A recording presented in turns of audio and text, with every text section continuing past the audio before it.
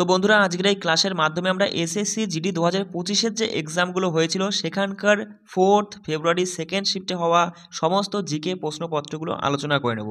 দেখো আমি তোমাদের জিকের উপর একটু বেশি গুরুত্ব দিচ্ছি, কারণ তোমরা জিকেতে নাকি কমন পাও না। সেই জন্য 2024-25-এর সমস্ত প্রিভিয়াস ইয়ার্সের জিকে প্রশ্ন সাথে কিছু গুরুত্বপূর্ণ টপিক রয়েছে এবং তার সাথে বেশ কিছু মক টেস্ট দিয়ে আমি তোমাদের একটা জিকে ব্যাচ করেছি। দেখে নাও, 100 দিনের একটা টার্গেট রাখা হয়েছে, যেখানে আমি তোমাদের জিকের উপরেই বেশি গুরুত্ব দেবো। আর তুমি আমার কাছ থেকে কি পাবে? এই যে 2025 সালে জিডির যে এক্সামটা হলো, মোটমাট 42টা শিফটের যে পরীক্ষা হয়েছিল, এই 42টা শিফটেরই জিকে প্রশ্নপত্রগুলো একদম ডিটেলসে আমার কাছ থেকে পাবে। ঠিক তেমনই 2024 সালেরও যে জিডি পরীক্ষাটা হয়েছিল মোটমাট 53টা শিফটের, সেই 53টা শিফটেরই জিকে প্রশ্নপত্রগুলো একদম ডিটেলসে আমি তোমাদের দেবো। আর তার সাথে দেখো, এই যে গুরুত্বপূর্ণ জিকে টপিক, এই যে 60+60টারও বেশি গুরুত্বপূর্ণ জিকে টপিক, এই টিসিএস এই বিগত 2-3 বছর ধরে যেই টপিকগুলো থেকে প্রশ্ন তুলছে ওরা, সেই টপিকগুলো একদম ডিটেলসে আমরা পড়ে নেবো, যেন তুমি বলতে না পারো দাদা তোমার কাছ থেকে এই টপিকটা পড়ে গিয়েছি, এই টপিক থেকে পরীক্ষায় প্রশ্ন এসেছিল কিন্তু আমার সেটা জানা নয়, এই কথাটা যেন আমি না শুনতে পাই। কারণ আগেরবার তোমরা যারা আমার কাছে পড়েছো তুমি তো জানোই যে আমি একটা টপিক তোমাদের কীভাবে করিয়েছি। এবার তার থেকে আরও 5 গুণ বেশি এক্সট্রা তথ্য আমরা আরও পড়ে নেব, কারণ আমরা এসএসসি সিজিএল এর লেভেলের মতো করে পড়বো, না হলে হবে না, জিকেতে কমন পাওয়া যাবে না। যদি তুমি পড়তে পারো আমি তোমাদের জিনিস দিয়ে দেবো, যা যা লাগবে সব বাংলা ভাষাতেই পাবে। আর তার সাথে দেখো 50+ জিকে মক টেস্ট, এইগুলোই পাবে তুমি আমার কাছ থেকে। মোটমাট 100 দিনের মধ্যে চেষ্টা করবো এটা আমাদের এই টার্গেটটা শেষ করে দেওয়ার, ঠিক আছে?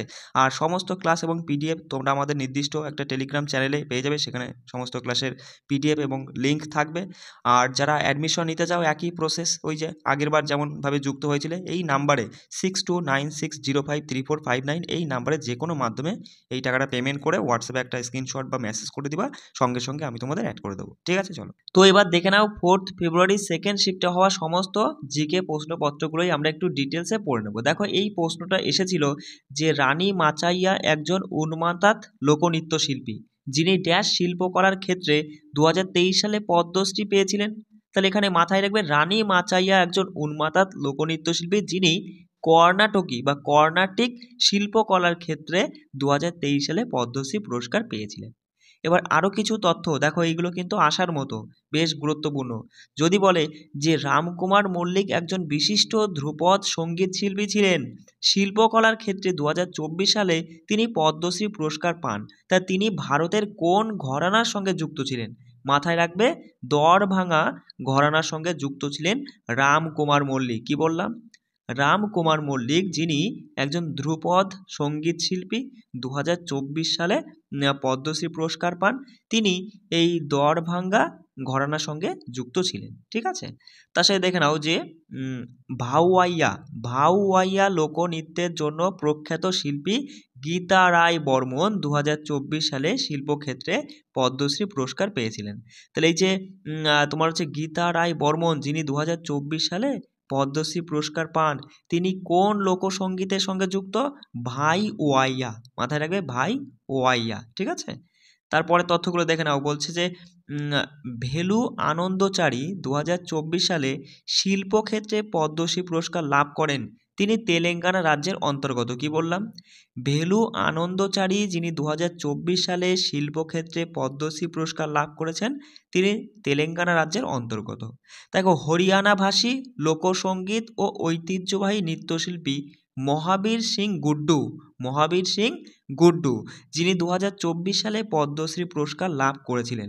তাহলে এই যে মহাবীর সিং গুড্ডু, তিনি হচ্ছে যদি বলে যে কোন রাজ্যের অন্তর্গত বা কোন লোকসঙ্গীতের সঙ্গে যুক্ত, তাহলে মাথায় রাখবে হরিয়ানা ভাষী একজন লোকসঙ্গীত ও সাথে ঐতিহ্যবাহী নৃত্যশিল্পী, যিনি 2024 সালে পদ্মশ্রী পুরস্কার পান। তার সাথে দেখো, বিশিষ্ট বাঁশের টুপি ও অন্যান্য বাঁশের পণ্য তৈরির জন্য দক্ষ কারিগর হিসেবে পরিচিত জর্ডান লেপচা, এই জর্ডান লেপচা, যিনি 2024 সালে পদ্মশ্রী পুরস্কারে ভূষিত হন, তিনি সিকিমের বাসিন্দা। কি বললাম? বিশিষ্ট বাঁশের টুপি এবং অন্যান্য বাঁশের পণ্য তৈরি করার জন্য দক্ষ একজন কারিগর, যার নাম হচ্ছে জর্ডান লেপচা, যিনি 2024 সালে পদ্মশ্রী পুরস্কার পান, তিনি সিকিমের বাসিন্দা। চলেছে দেখো 2 নম্বর প্রশ্ন কি এসেছিল, দেখো বলছে যে প্রদত্ত রঙগুলির মধ্যে কোনটি জুডো গ্রেডের সাথে সম্পর্কিত নয়। জুডো গ্রেডের সাথে সম্পর্কিত নয়, অপশনগুলো দেখে তুমি খুব সহজেই অ্যান্সার করবে গোলাপি। গোলাপি এই রঙটি জুডো গ্রেডের সঙ্গে সম্পর্কিত নয়। দেখো একটু দেখে নাও যে যে রঙগুলো জুডো বেল্টের গ্রেডের সঙ্গে ব্যবহার করা হয় সেগুলো কি কি, সেগুলো হচ্ছে সাদা, মাথায় রাখবে, হলুদ, কমলা, সবুজ, নীল, বাদামি, কালো, লাল, লাল সাদা, ঠিক আছে, এগুলো সবই কিন্তু ব্যবহার করা হয়ে থাকে। তা সাদাটা ব্যবহার করা হয় বিগিনার্সদের জন্য, লাল সাদাটা ব্যবহার করা হয় উচ্চতর ড্যান গ্রেডের জন্য, মাথায় রাখবে, কিন্তু গোলাপিটা কিন্তু ব্যবহার করা হয় না আর কি, বুঝতে পারলে, এগুলো কিন্তু একটু পড়ে নিবা। তার সাথে দেখে নাও পরের প্রশ্ন কি এসেছিল যে জাতীয় বহুমাত্রিক দারিদ্র সূচক 2023 অনুসারে নিম্নলিখিত কোন রাজ্যটি দ্রুততম দারিদ্র্য হ্রাস দেখিয়েছে, সেটা হচ্ছে উত্তরপ্রদেশ। কি বললাম, এই তথ্যটা এসেছিল যে জাতীয় বহুমাত্রিক দারিদ্র সূচক 2023 অনুসারে নিম্নলিখিত কোন রাজ্যটি দ্রুততম দারিদ্র্য হ্রাস দেখিয়েছিল, উত্তরপ্রদেশ রাজ্য।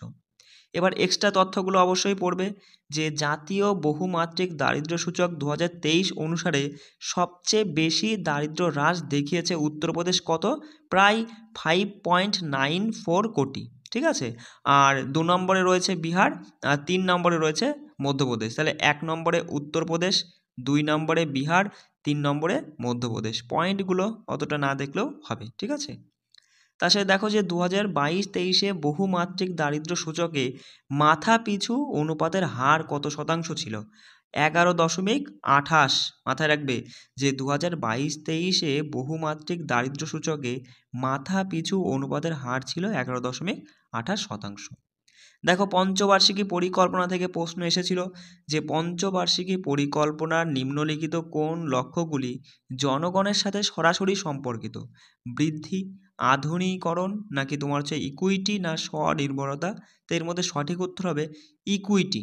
ইকুইটি এই শব্দটা মাথায় রাখবে যে পঞ্চবার্ষিকী পরিকল্পনার জনগণের সঙ্গে সরাসরি সম্পর্কিত।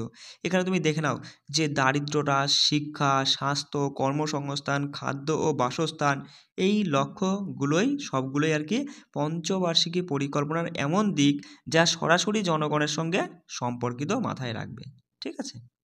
আর দেখো পরোক্ষভাবে এই যে পঞ্চবার্ষিকী পরিকল্পনার সাথে পরোক্ষভাবে সম্পর্কিত এমন কিছু লক্ষণগুলো কী কী, যেমন শিল্পায়ন ও অবকাঠামোর উন্নয়ন, প্রযুক্তিগত অগ্রগতি, অর্থনৈতিক প্রবৃদ্ধির হার বৃদ্ধি, এগুলি সবই কিন্তু পরোক্ষভাবে সম্পর্কিত।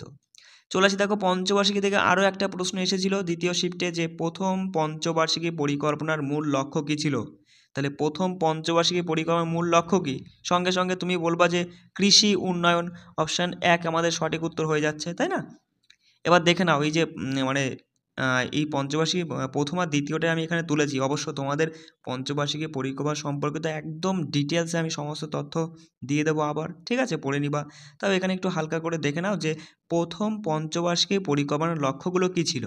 কৃষি উন্নয়নের উপর জোর দেওয়া, সেচ ও ভূমি সংস্কার, খাদ্যশস্য উৎপাদন বৃদ্ধি করানো, ভারী শিল্পের চেয়ে প্রাথমিক খাতকে অগ্রাধিকার দেওয়াও এটাও ছিল প্রথম পঞ্চবার্ষিকী পরিকল্পনার লক্ষ্য। আর দ্বিতীয় পঞ্চবার্ষিকী পরিকল্পনার লক্ষ্যগুলো দেখে নাও যে ভারী শিল্প ও মৌলিক শিল্পের বিনিয়োগের উপর জোর দেওয়া হয়, রাষ্ট্রায়ত্ত সংস্থা প্রসার ঘটানো হয়, শিল্পায়নের মাধ্যমে আত্মনির্ভরতা গড়ে তোলানোর লক্ষ্যের উপরেও কিন্তু জোর দেওয়া হয়, কেমন। তার সাথে দেখে নাও পরের প্রশ্ন কি এসেছিল যে পদ্মশ্রী পুরস্কার প্রাপ্ত শোভনা নারায়ণ তিনি কোন ভারতীয় ধ্রুপদী নৃত্যের সঙ্গে যুক্ত, বলো কতবার তুমি পড়েছো এটা। শোভনা নারায়ণ কোন ভারতীয় ধ্রুপদী নৃত্যের সঙ্গে যুক্ত, সঠিক উত্তর কী হবে, কত্থক, তাই না। তাহলে শোভনা নারায়ণ একজন কত্থক ধ্রুপদী নৃত্যশিল্পী। এবার দেখে নাও যে প্রধান পদ্মশ্রী প্রাপ্ত কত্থক নৃত্যশিল্পী কারা। দেখো শোভনা নারায়ণ 1992 সালে তিনি কিন্তু এই কত্থক নৃত্যের জন্যই আর কি পদ্মশ্রী পুরস্কার পেয়েছিলেন। মাথায় রাখবে সুনয়না হাজারিলাল 2011 সালে তিনি কত্থক নৃত্যশিল্পীর কত্থক নৃত্যের ক্ষেত্রে পদ্মশ্রী পুরস্কার পান। রোশন কুমারী যিনি 1984 সালে পান। দময়ন্তী যোশী 1970 সালে পদ্মশ্রী পান। তারপরে রানী কর্ণ 2014 সালে তিনি কিন্তু এই কত্থক নৃত্যের জন্য পদ্মশ্রী পুরস্কার পান। আর একজন আছে, এটা গুরুত্বপূর্ণ, দেখে নাও যে পুরুষোত্তম দধিচ যিনি 2020 সালে কত্থক নৃত্যের জন্য পদ্মশ্রী পুরস্কার লাভ করেছেন। এগুলো ভালো তথ্য পড়ে নিবা। সচরাচর তুমি কোথাও পাবে না, দেখবা। তারপরে প্রশ্ন দেখো কি এসেছিল, যে কাপড় শিল্পে কাপড় সাদা করার বা রং অপসারণের জন্য কোন রাসায়নিকটা ব্যবহার করা হয়? সঠিক উত্তর কি হবে? যে ক্যালসিয়াম অক্সিক্লোরাইড ব্যবহার করা হয়ে থাকে। দেখো, ক্যালসিয়াম অক্সিক্লোরাইড মানে ব্লিচিং পাউডার, ঠিক আছে? ব্লিচিং পাউডারকে ক্যালসিয়াম অক্সিক্লোরাইড অথবা ক্যালসিয়াম তোমার হচ্ছে হাইপোক্লোরাইডও কিন্তু বলা হয়ে থাকে। তাই ব্লিচিং পাউডারের ব্যবহারগুলো একটু দেখে নাও, যে বস্ত্রশিল্পে সুতি এবং লিনেন কাপড় বিরঞ্জিত করতে, কাগজ কারখানার কাঠের মণ্ড বিরঞ্জনে, লন্ড্রিতে ধোয়া কাপড় বিরঞ্জিত করতে, তারপরে বহু রাসায়নিক কারখানায় জারক দ্রব্যরূপে এবং পানীয় জলে জীবাণুমুক্ত করতেও কিন্তু তোমার ব্লিচিং পাউডার ব্যবহার করা হয়ে থাকে। তার সাথে দেখে নাও বেকিং সোডা। বেকিং সোডার রাসায়নিক নাম কি? Sodium hydrogen carbonate. এটা অ্যান্ট্রিসিড বা অম্লনাশক হিসাবে ব্যবহার করা হয়। তার সাথে মাথায় রাখবা, এটি সোডা অ্যাসিড অগ্নি নির্বাপক যন্ত্রেও কিন্তু ব্যবহার করা হয়ে থাকে। Washing soda. ওয়াশিং সোডার রাসায়নিক নাম হচ্ছে সোডিয়াম কার্বনেট ডেকাহাইড্রেট। এটি বোরক্স উৎপাদনে ব্যবহার করা হয়। তারপরে গৃহস্থ কাজে পরিষ্কারক রূপে ব্যবহার করা হয়। এটি জলের স্থায়ী ক্ষরতা দূরীকরণেও কিন্তু ব্যবহার করা হয়ে থাকে। চলে আসি দেখো পঞ্চবার্ষিকী পরিকল্পনা থেকে আরও একটা প্রশ্ন এসেছিল দ্বিতীয় শিফটে, যে কোন পঞ্চবার্ষিকী পরিকল্পনাটি প্রথম সম্পূর্ণ হওয়ার আগেই বাতিল করা হয়েছিল এবং কেন? কেন লাগবে না, মানে অপশনে এইটাই দেওয়া ছিল চারটে, যে কোন পঞ্চবার্ষিকী পরিকল্পনাটি মানে তার মেয়াদ শেষ হওয়ার আগেই বাতিল হয়ে গেছিলো। তুমি এটা তো জানা প্রশ্ন, শুধু একটু ঘুরিয়ে দিয়েছে। তুমি তো পড়েই নিয়েছো যে পঞ্চবার্ষিকী পরিকল্পনাটাই কেবল 4 বছর চলেছিল, মানে এটা পঞ্চবার্ষিকী পরিকল্পনা তো 5 বছর পর পর চালানোর কথা ছিল, কিন্তু পঞ্চবার্ষিকী পরিকল্পনাটাই কেবল 4 বছর চলেছিল, তাই না? বাস, তাহলে এটা মেয়াদ শেষ হওয়ার আগেই বাতিল করা হয়েছিল। আর কী কারণে? দেখো কারণও দিয়ে দিয়েছে, যে সরকার পরিবর্তনের কারণে। অপশান 3 এখানে সঠিক উত্তর। এবার আমরা এক্সট্রা তথ্য দেখে নেব, যে মোরারজি দেশাইয়ের নেতৃত্বে জনতা পার্টি পঞ্চবার্ষিকী পরিকল্পনা 1 বছর আগেই বাতিল করে এবং একটি নতুন রোলিং প্ল্যান প্রবর্তন করে। দেখো তারপরেই কিন্তু রোলিং প্ল্যান চলেছিল, তাই না? তার সাথে দেখে নাও, যে ষষ্ঠ পঞ্চবার্ষিকী পরিকল্পনার অর্থনৈতিক বৃদ্ধির হার লক্ষ্যমাত্রা ছিল 5.2%। ভারতের প্রথম 7টি পঞ্চবার্ষিকী পরিকল্পনায় কোন ধরনের বাণিজ্য নীতি গ্রহণ করা হয়েছিল? যদি এমন প্রশ্ন আসে, সঠিক উত্তর কী করবে? আমদানি প্রতিস্থাপন। কি বললাম? ভারতের প্রথম 7টি পঞ্চবার্ষিকী পরিকল্পনা কোন ধরনের বাণিজ্য নীতি গ্রহণ করা হয়েছিল? আমদানি প্রতিস্থাপন। যদি বলে যে কোন বছর ভারত সরকার পাবলিক সেক্টরগুলির বিলগ্নীকরণ শুরু করেছিল? 1991 সালে। দেখো তার সাথে দেখে নাও, যে একাদশ পঞ্চবার্ষিকী পরিকল্পনা অনুযায়ী জিডিপিতে বার্ষিক গড় বৃদ্ধির লক্ষ্যমাত্রা ছিল 9%।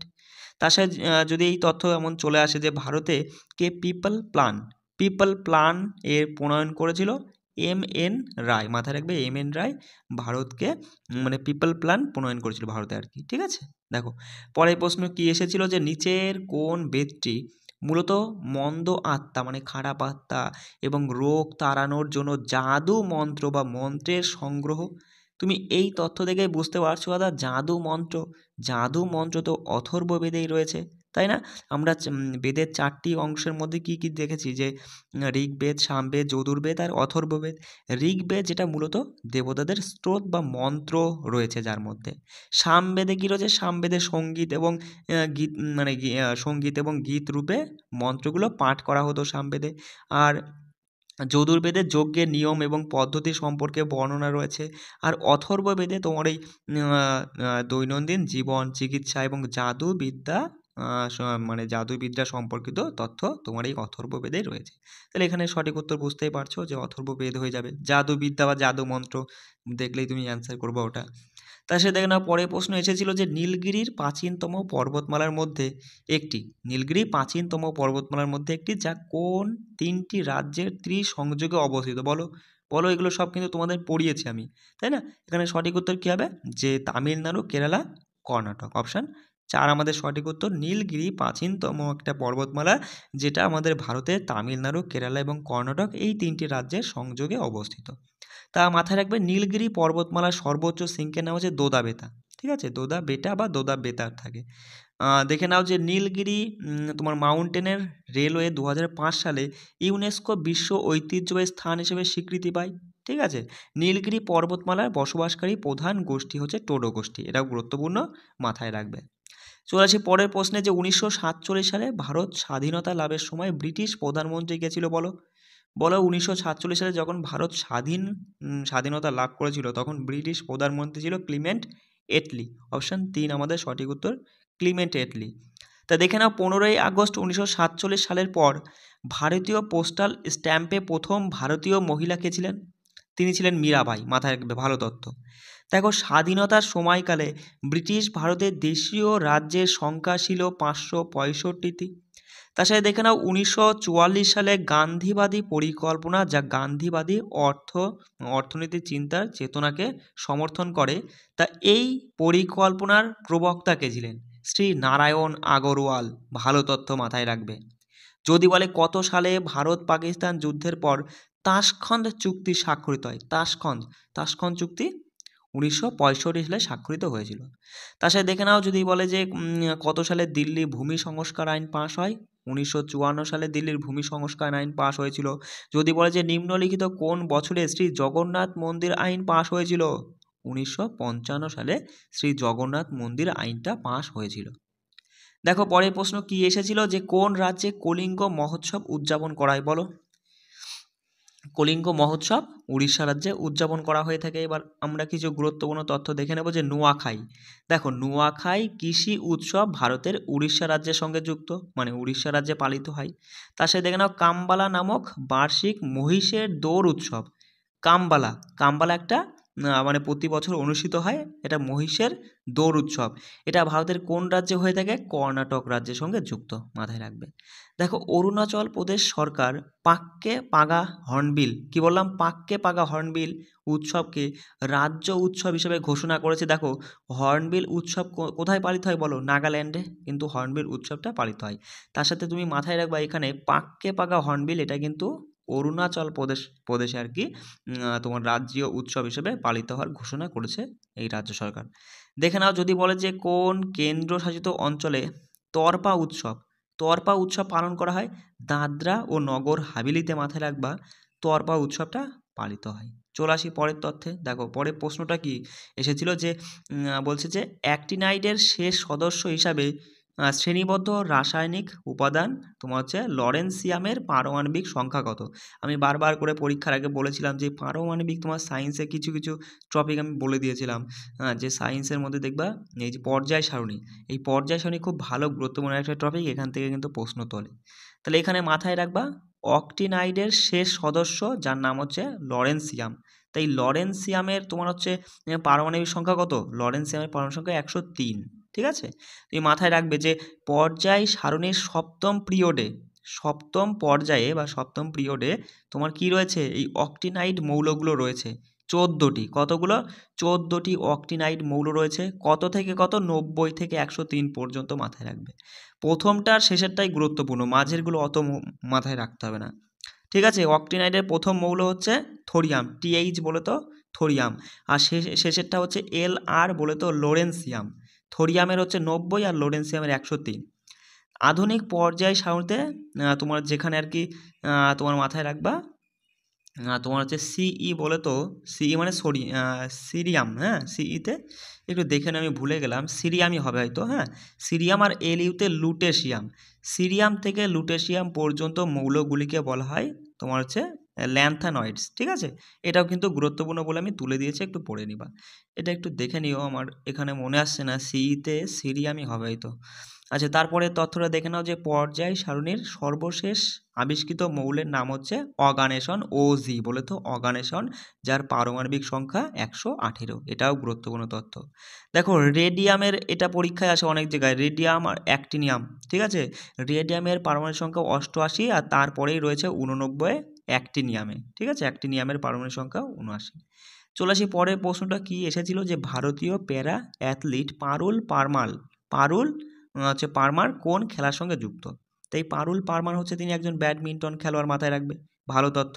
এবার দেখে নাও যে বিখ্যাত ব্যাডমিন্টন খেলোয়াড়দের নাম, এই নামগুলো পড়ে নিবা। প্রকাশ পাড়ুকোন, সাইনা নেহওয়াল, PV সিন্ধু, তারপরে কিদাম্বি শ্রীকান্ত, জাল্লা গুট্টু, লক্ষ্য সেন, সাত্বিক সাইরাজ রাঙ্কিরেড্ডি এবং চিরাগ শেট্টি। ঠিক আছে, এগুলো কিন্তু পড়ে নেবা। দেখো ইন্ডিয়ান ওপেন 2022 ব্যাডমিন্টন টুর্নামেন্ট পুরুষদের ডবলসে ফাইনালে জিতেছেন কে? সাত্বিক সাইরাজ রাঙ্কিরেড্ডি এবং চিরাগ শেট্টি। পরের তথ্য দেখো 2025 সালের জন্য ব্যাডমিন্টন ওয়ার্ল্ড ফেডারেশনের অ্যাথলেট কমিশনের সদস্য হিসাবে নিযুক্ত হওয়া একমাত্র ভারতীয় পিভি সিন্ধু। চলে আসি, পরের প্রশ্ন এসেছিল যে বাংলাদেশের সংবিধান অনুসারে নিচের কোনটি বাংলাদেশের রাষ্ট্রধর্ম? বলো, বাংলাদেশের রাষ্ট্রধর্ম কি? ইসলাম, তাই তো? এবার আমাদের যে ভারতের যে প্রতিবেশী দেশগুলো রয়েছে তাদের রাষ্ট্রধর্মগুলো দেখে নেব। দেখো পাকিস্তানের তো ইসলাম রয়েছে, আফগানিস্তানের ইসলাম, বাংলাদেশের ইসলাম, নেপালের হিন্দু ধর্ম, ভুটানের রাষ্ট্রধর্ম হচ্ছে বৌদ্ধ ধর্ম, মায়ানমারের রাষ্ট্রধর্ম হচ্ছে বৌদ্ধ ধর্ম, শ্রীলঙ্কারও বৌদ্ধ ধর্ম। তুমি খুব সহজে মুখস্থ রাখতে পারবা। পাকিস্তান, আফগানিস্তান, বাংলাদেশ ইসলাম, নেপাল হচ্ছে হিন্দু ধর্ম রয়েছে রাষ্ট্রধর্ম, আর ভুটান, মায়ানমার, শ্রীলঙ্কা এদের সবারই বৌদ্ধ ধর্ম হচ্ছে রাষ্ট্রীয় ধর্ম। ঠিক আছে, দেখো এই প্রশ্নটা এসেছিল যে সংবিধান আদেশ বিল, আদেশ সংশোধন বিল যেটা 2024 অনুযায়ী বলছে নিম্নলিখিত কোন ভারতীয় রাজ্যে তপশিলি জাতি ও তপশিলি উপজাতির তালিকা সংশোধন করতে চায়? তা কোন রাজ্য তাদের তাদের তপশিলি জাতি এবং তপশিলি উপজাতিদের তালিকাটা সংশোধন করতে চায়, সেটা কোন রাজ্য? তো এখানে মাথায় রাখবা উড়িষ্যা রাজ্য সরকার। ঠিক আছে, যেটা 2024-এর তপশিলি সংশোধন আইন বিল অনুযায়ী তারা তাদের তপশিলি জাতি উপজাতিদের তালিকা সংশোধন করতে চায় উড়িষ্যা রাজ্য সরকার। চলে আসি গুরুত্বপূর্ণ তথ্য, যে দেখে নাও 2024 সালে গুরুত্বপূর্ণ সাংবিধানিক ও সংসদীয় বিল। দেখো সংবিধান তপশিলি জাতি এবং উপজাতি আদেশ শংসাপত্র বিল, যেটা আর কি 2024-এ পাস হয়েছে। তা এই বলছে যে কোন রাজ্যকে লক্ষ্য করে এটা সংশোধন করা হয়েছে? অন্ধ্রপ্রদেশ রাজ্যকে লক্ষ্য করে কিন্তু সংশোধন আনা হয়েছে। বলছে জনপরীক্ষা বা অন্যায় উপায় প্রতিরোধ বিল, যেটা 2024 অনুযায়ী পরীক্ষায় জালিয়াতি করতে সর্বোচ্চ কী শাস্তি হতে পারে? 10 বছর পর্যন্ত কারাদণ্ড এবং 1 কোটি টাকা পর্যন্ত জরিমানা। যদি এমন প্রশ্ন চলে আসে যে ভারতীয় নাগরিকত্ব বিল 2024 কাদের নাগরিকত্ব প্রদানের প্রস্তাব দেবে? পাকিস্তান, বাংলাদেশ এবং আফগানিস্তান থেকে আগত অমুসলিম সংখ্যালঘুদের। তার সাথে দেখে নাও জাতীয় জলনীতি বিল 2024-এর অধীনে কিসের উপর গুরুত্ব দেওয়া হয়? জল সংরক্ষণ, জল ব্যবস্থাপনা এবং আন্তঃরাজ্য বিল বিতর্কের নিষ্পত্তির সঙ্গে জোর দেওয়া হয়। ঠিক আছে, চলে আসি পরের প্রশ্ন কি এসেছিল। দেখো যে নিম্নলিখিত কার কাছে রাজ্যের বিধানসভা ভেঙে দেওয়ার ক্ষমতা রয়েছে? বলে ফেলা একদম সোজা, বিধানসভা ভেঙে ফেলার ক্ষমতা রয়েছে কার কাছে? তুমি দেখে সঙ্গে সঙ্গে উত্তর বলবা যে রাজ্যপালের কাছেই রয়েছে বিধানসভা ভেঙে দেওয়ার ক্ষমতা। তা রাজ্যপাল সম্পর্কে কিছু গুরুত্বপূর্ণ তথ্য আমরা একটু ছোট্ট করে দেখে নেব। দেখো সংবিধানের 213 নং ধারা অনুযায়ী রাজ্যপাল বিধানসভার অধিবেশন বন্ধ থাকাকালীন জরুরি প্রয়োজনে অর্ডিন্যান্স জারি করতে পারেন। দেখো অধিবেশন শুরু হওয়ার 6 সপ্তাহ পর্যন্ত এটি বলবৎ থাকতে পারে তার এই অর্ডিন্যান্স। ঠিক আছে, তার সাথে দেখে নাও যে 239 ধারা অনুসারে রাষ্ট্রপতি কোনো রাজ্যের রাজ্যপালকে সেই রাজ্যের সংলগ্ন কেন্দ্রশাসিত অঞ্চলের প্রশাসক হিসাবে নিযুক্ত করতে পারেন। তার সাথে দেখে নাও অঙ্গরাজ্যের রাজ্যপাল যদি তার কার্যকালের মেয়াদের পূর্বে পদত্যাগ করতে চান তবে তিনি তার পদত্যাগপত্র প্রেরণ করতে পারেন রাষ্ট্রপতির কাছে। ভারতীয় সংবিধানের 161 নং ধারায় রাজ্যপালের ক্ষমা করার অধিকার দেওয়া হয়েছে। 155 নং ধারা অনুসারে রাজ্যের রাজ্যপাল রাষ্ট্রপতি কর্তৃক নিযুক্ত হওয়ার তথ্য বলা হয়েছে সংবিধানের 155 নং ধারায়। তার সাথে দেখে নাও ভারতীয় সংবিধানের 160 নং ধারা অনুযায়ী অস্বাভাবিক পরিস্থিতিতে রাষ্ট্রপতি রাজ্যপালের দায়িত্ব পালন করতে পারেন। তার সাথে দেখে নেব যে রাজ্যপালের বেতন ভাতা অন্যান্য সুযোগ সুবিধা পরিবর্তন করা যায় সংসদের সাধারণ সংখ্যাগরিষ্ঠতায় একটি সংবিধান সংশোধনী পাশ করে তার মাধ্যমেই। তার সাথে দেখে নাও রাজ্য নির্বাচন কমিশন রাজ্যের জেলা আদালতের বিচারপতিগণ নিযুক্ত করেন রাজ্যপাল। ঠিক আছে, রাজ্যপাল দ্বারাই আর কি নিযুক্ত হয়। চলে আসি পরের প্রশ্ন কি এসেছিল যে নিম্নলিখিতদের মধ্যে কে প্রথম সঙ্গীত পরিচালক যিনি রক এন রোলকে হিন্দি সুরে নিয়ে আসেন কোন ব্যক্তি? রাহুল দেব বর্মন। এই প্রশ্নটা এসেছিল। এবার আমরা গুরুত্বপূর্ণ তথ্য দেখে নেব। বলিউডের কোন গীতিকার সর্বাধিক সংখ্যক গান রচনা করে গ্রিনেস ওয়ার্ল্ড রেকর্ড স্থাপন করেছেন? তা মাথায় রাখবে সমীর আনজান হয়ে যাবে সঠিক উত্তর। যদি বলে যে কুন্দনলাল সাইগল ছিলেন একজন প্রখ্যাত ভারতীয় গায়ক এবং অভিনেতা যিনি হিন্দি সিনেমার প্রথম প্লেব্যাক গায়ক হিসেবে পরিচিত। তাহলে হিন্দি সিনেমার প্রথম প্লেব্যাক গায়ক হিসেবে পরিচিত কে? কুন্দনলাল সাইগল। মাথায় রাখবে, ভালো তত্ত্ব। তার সাথে দেখে নাও সারেগামাপা অনুষ্ঠানটি জি টিভি চ্যানেলেই প্রথম শুরু হয়েছিল। এটি ভারতের দীর্ঘতম চলমান গানের রিয়ালিটি শো।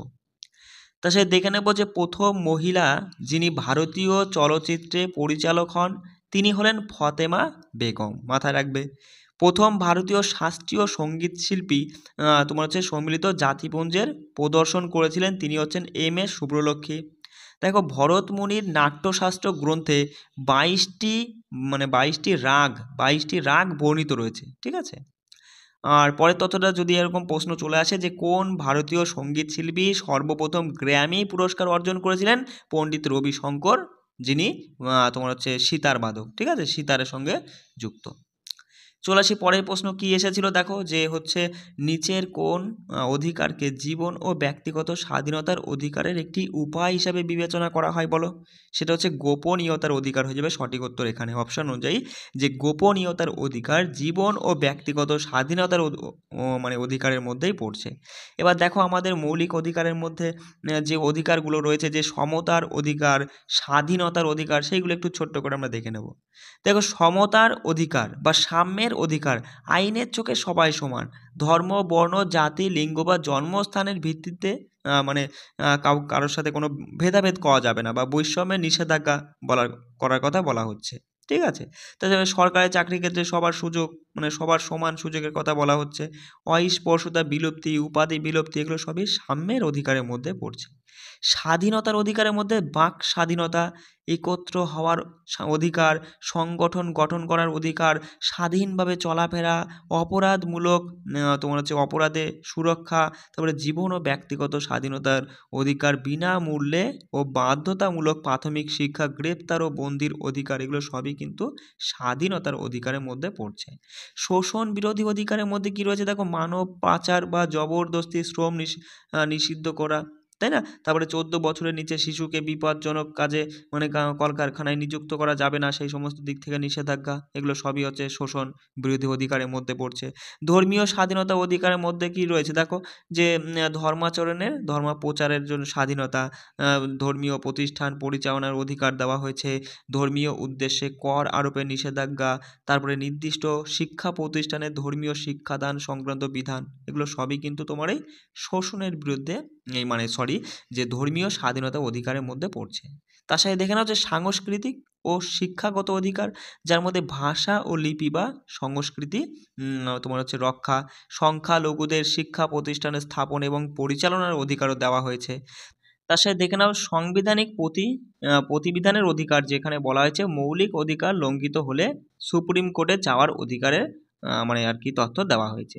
চলে আসি, দেখো আর একটা প্রশ্ন কি এসেছিল যে 2024 সালের জুন মাসে কে তাদের ওয়ানার লোকসভা আসন থেকে পদত্যাগ করেছিলেন? রাহুল গান্ধী তাদের ওয়ানার লোকসভা আসন থেকে পদত্যাগ করেছিলেন। মাথায় রাখবে 2024 সালের লোকসভা নির্বাচনে রাহুল গান্ধী রায়বেরেলি মানে উত্তরপ্রদেশের রায়বেরেলি এবং ওয়ানার কেরালার ওয়ানার, এই দুইটি আসন থেকে নির্বাচিত হন। তা তিনি ওই রায়বেরেলি রেখে ওয়ানার থেকে পদত্যাগ করেছিলেন, সেইটাই এখানে প্রশ্নটা জানতে চেয়েছে।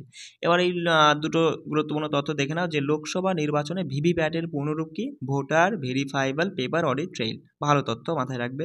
আর যদি বলে বর্তমানে ভারতের মুখ্য নির্বাচন কমিশনার কে রয়েছেন? জ্ঞানেশ কুমার। দুটোই গুরুত্বপূর্ণ তথ্য পড়ে নেওয়া। এই ছিল তোমাদের ওই যে 4 ফেব্রুয়ারি সেকেন্ড শিফটে আসা জিকে প্রশ্নপত্রগুলো। আর আমি তোমাকে কি বললাম? আমি তোমাকে এটাই বললাম, এই যে প্রিভিয়াস প্রশ্নপত্রগুলো যেগুলো এসেছে সেই রিলেটেড এই যে এক্সট্রা 2-3টে করে যে তুমি তথ্যগুলো পাচ্ছ, এগুলো কিন্তু মারাত্মক গুরুত্বপূর্ণ বস।